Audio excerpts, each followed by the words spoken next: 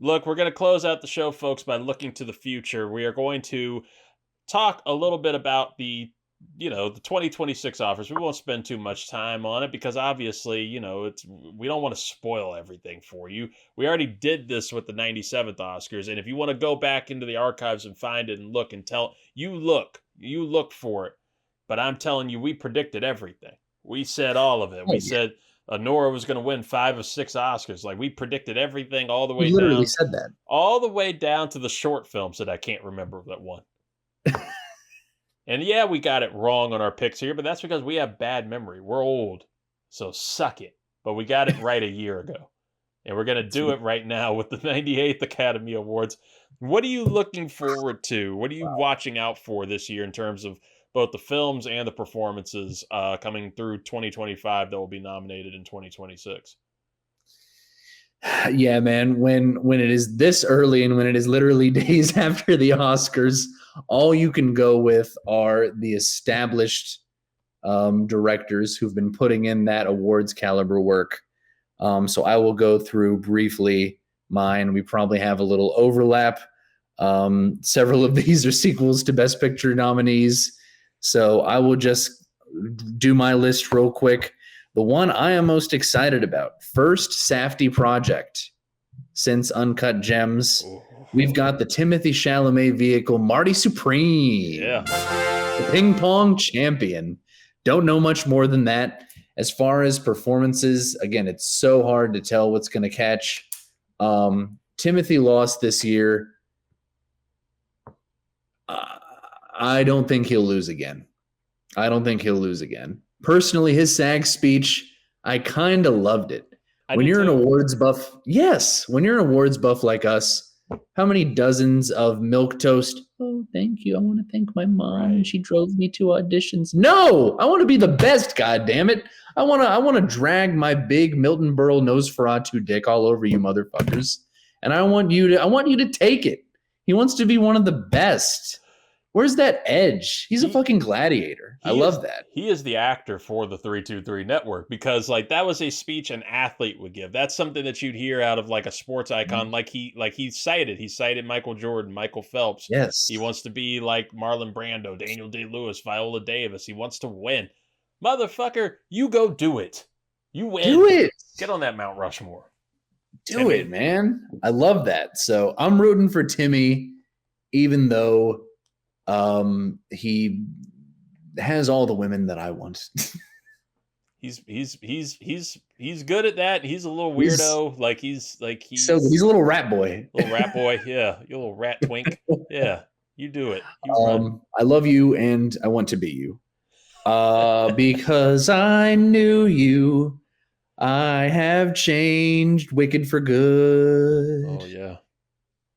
Yeah. Gotta be in there, like you said. They are, Steven Schwartz at this moment is furiously finishing a draft of a new song that's going to play over the credits so Ariana Grande can win an Oscar. It is my most anticipated movie of this year. Yeah. Can't wait to see it get more nominations. Then we have Luca Guadagnino's After the Hunt. Very excited about that. Don't know a ton about it, but Luca is probably on my Mount Rushmore of current filmmakers right now. Whatever he puts out, I trust. Number 3, if they're going 3 for 3, that would be quite impressive. Pull a little Lord of the Rings. We've got Avatar, Fire and Ash. Hey.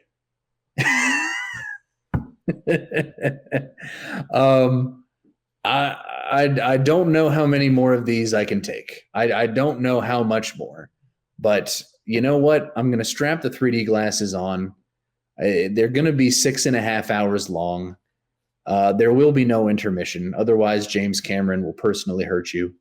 And guess what? I'm going to be seated. I will be too.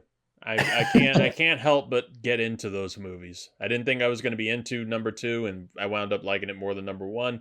And I don't remember anything. And I'll go into number 3 with the same feeling and come out the same way. It's comforting in a way. Yeah, it is.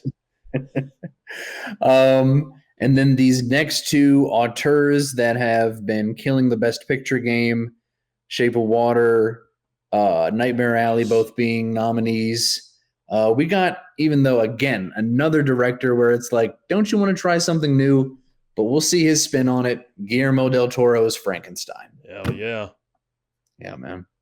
Oscar Isaac in the lead. Not quite sure if he's the monster or if he's Frankenstein, or fuck it, maybe he's both. But I am excited to see that. And then finally, been seeing tiny little clips, little snippets of this for the past 2 years.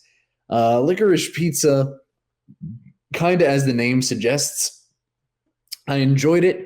Left a little bad taste in my mouth with the whole age gap relationship that was going on, but I'm still excited to see Paul Thomas Anderson's untitled movie.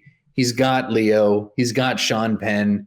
He's finally got a person of color in the forefront with Regina Hall anchoring the whole thing. It's set in the 70s. My ass is already in the seat. I am very intrigued by that film because I haven't heard too many details on a plot, but the latest thing that I heard is that it's a somewhat reinterpretation of Vineland, and where it has like MAGA like characters going up against hippie progressive liberals and fighting until the present day. Like I'm sure I know there's going to be totally civil and restrained conversations surrounding that movie. There has to be. It'll be completely calm. Yeah, everyone's so normal. Everybody will be fine with it. It'll be okay. No problems whatsoever. I love what you suggested in here. There's gonna be some really fun stuff leading into this, and of course, we have movies that we're looking forward to. Like my nerdy ass is looking forward to Thunderbolts and Fantastic Four. I don't think they're going to be Oscar bait. Fantastic Four, you might see like maybe in the technical stuff if they can really nail this movie. But some of the things that I'm looking forward to here, I don't have a full top 5 on it, but I'll just throw out random ones here.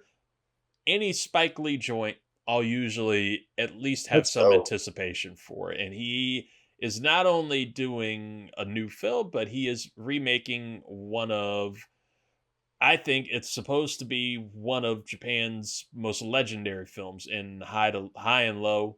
And he is readapting it as Highest to Lowest. And it's going to star Denzel Washington.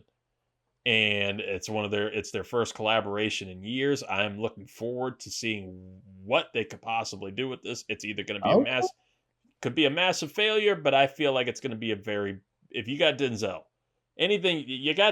you're more than likely going to do well. I mean, this dude almost made my O alive for playing a Brooklyn Roman emperor or near emperor. Like, what are you going to do?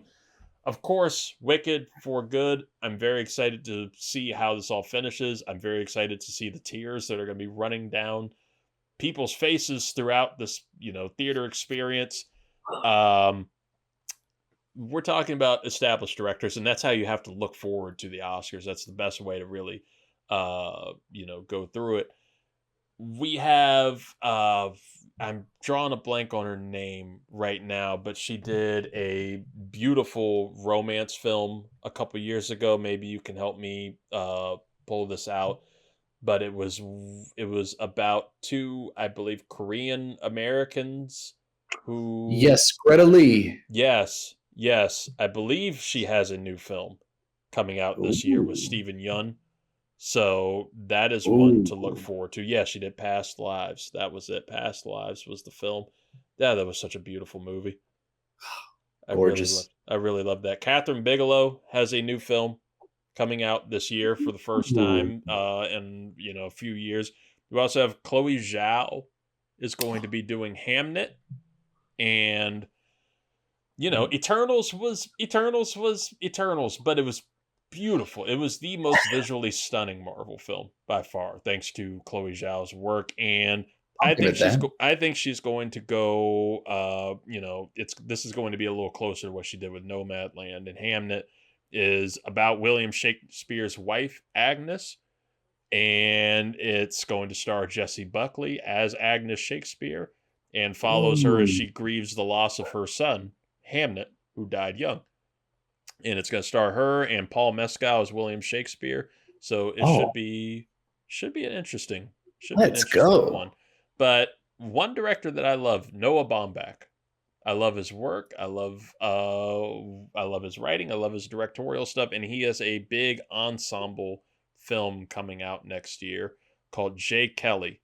The plot details are under wraps. It's a coming of age story, but I trust it. I trust him, and what I'm looking forward to most about it. Not only do you have George Clooney starring in it, Greta Gerwig will be starring in it, Patrick Wilson, I think one of the most underrated actors around right now, and Laura Dern, but somebody who, before the movie has even come out, is already getting Oscar talk and some type of, the big supporting actor consideration. This could be the Career Achievement Award.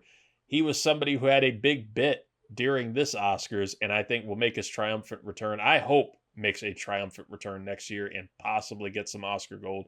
Adam Sandler apparently is getting already some big Oscar talk in the supporting Yes. actor race for this film, Jay Kelly. So I'm excited to see what it is, what it becomes. I'm excited for the whole year. I'm excited for film this year. I think this is going to be a big year, and hopefully we get some big independent film surprises throughout the year too. We get another Anor, because I wasn't even thinking about Anor going into the year. Not at all. So we'll see what we get. Travis, I'm looking forward to it, and I'm looking forward to covering it with you, buddy. Yeah, man. Listen, man, 2024, you and I, we got our peaks and valleys. Yeah. 2025, nothing but peaks. I'm calling it. Nothing but peaks. Nothing but peaks. Nothing but It's a roller coaster that goes up, brother. That's right. That roller coaster, folks, might be starting April 4th. April 4th, 2025 at 4:45 p.m. to be exact, at the Walter E. Washington Convention Center, because we're back, motherfuckers. We're at Awesome Con. Yeah. Our geeky family feud is returning. It's a little dirty. We got extended time. We already got the big stage. They're giving us a 900-person room, so you need to come out and help us fill this thing. That's nerve-wracking. It could be very Saturday night-like, but I'm looking forward to it nonetheless. We're going to have a great cast there. Hopefully, this charming, beautiful face here, Travis Byram, will be joining the crew this year to help us out and, try to beat you all as we're trying to give out some money and some prizes at this thing. It's going to be a fun show.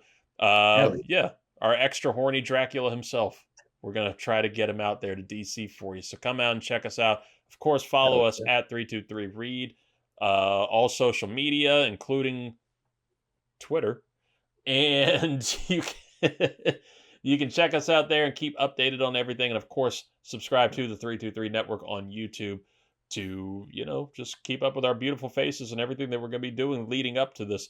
Travis, Byram, extra horny Dracula, thank you so much for being here, my friend.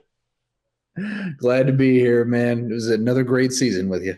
Oh, man. I can't wait to look forward to more. Folks, stay tuned with us. We will keep you updated, and we will see you next time. Stay safe, everybody. Thank you for watching.